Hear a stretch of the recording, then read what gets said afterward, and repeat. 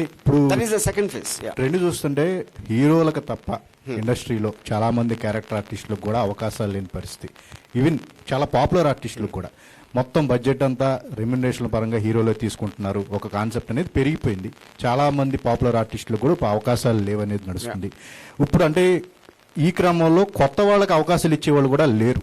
So వీటన్నిటిని మీరు దృష్టిలో ఉంచుకునే ఈ కాన్సెప్ట్ తీసుకురావడం ఇక్కడ 2 పాయింట్స్ అండి. ఒకటి, హీరోల రెమ్యునరేషన్స్ అనేది it is just a misguided thing. అది అసలు కరెక్ట్ కాదు. అది ఎందుకు కరెక్ట్ కాదంటే, hero remuneration is always depending upon revenue. ఆ పిక్చర్ అందుకే అతని ఫేస్ చూడటానికి ఎంతమంది వస్తారు, రికవరీ ఎంత ఉంటుందన్న దాని మీదే రెమ్యునరేషన్ అనేది ఉంటుంది. So that is not correct thing.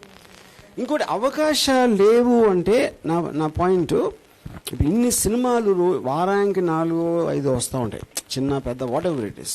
అందరికీ ఉన్నాయి, అవకాశాలు లేవని కాదు. కాకపోతే ఎవరైతే తీస్తున్నారో వాళ్ళు ఒక 4 కోట్లు 10 కోట్లు వాట్ ఎవర్ మనీ ఖర్చు పెట్టి రిలీజ్ టైంకి రివ్యూల మూలానో, ఆడియన్స్ మూలానో, పబ్లిక్ రివ్యూస్ మూలానో, ఇది నచ్చలేదా అది నచ్చలేదా అని, అప్పుడు ఏంటి, మీరు 1 year 6 months కష్టపడినా కూడా మీరు లాస్ట్లో వింటున్నారు అది.